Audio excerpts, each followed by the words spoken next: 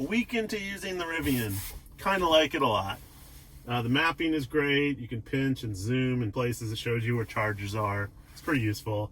The vehicle control and customization is great. You can put it in sport mode, incredible launches, or you can keep it. I usually keep it in all purpose or conserve because it's fine. 800 horsepower is too much for any car of this size.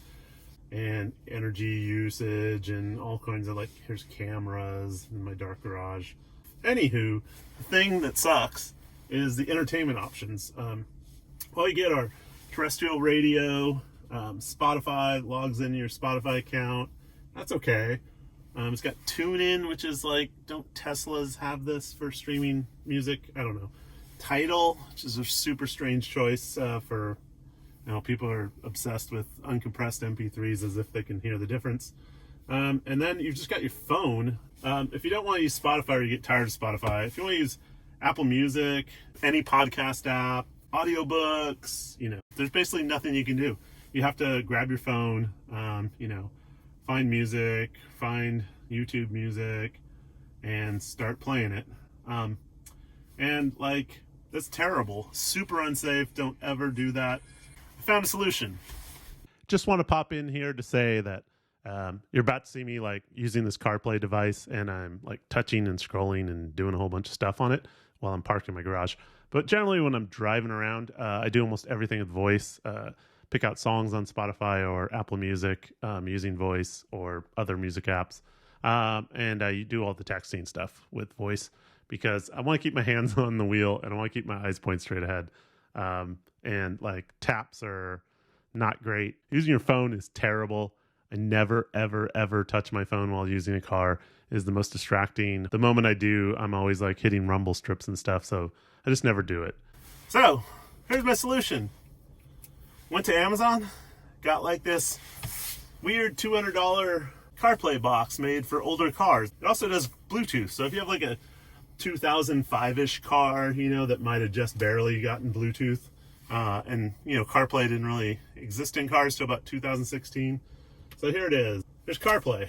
And so you go to the phone, figure out what you want, press play. Ooh, there is a bug where if you start playback on the device, it plays through the speaker in the device. But if you start it here, it plays through Bluetooth through my phone. So what's crazy is once that's set up, I can switch over to, I can go back to, let me see if I go back to audiobooks, start playing it. Should play. Or a joke in my head until it's ready to tell other people. You can go to podcast apps.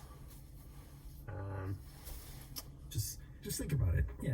The funny part is you can pick different podcasts. It's still playing through the. Here we go.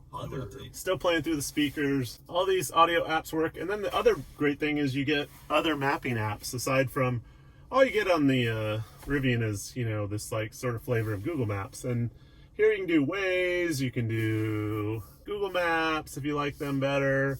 So here's the part that's cool is Siri works. So here's the cool part. You've got music playing. You go do something in Siri. Pauses it. What do you want to say to Trevor?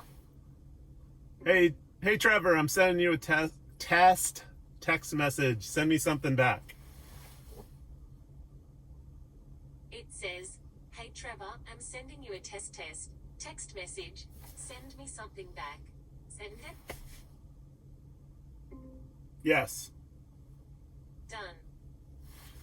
So we'll just let that simmer.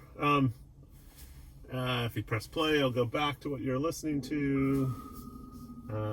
You can use all these apps. Break it down. We do have a lot to talk about because we pause here or push play here. The day after the Super Bowl, they all seem to work. It's using Bluetooth to your phone, which is connected to the Rivian. Oh, cool! We got a text message. So let's see if this works. Our international We're listening to a podcast. We play this. Trevor said hi. Would you like to reply? No. Okay.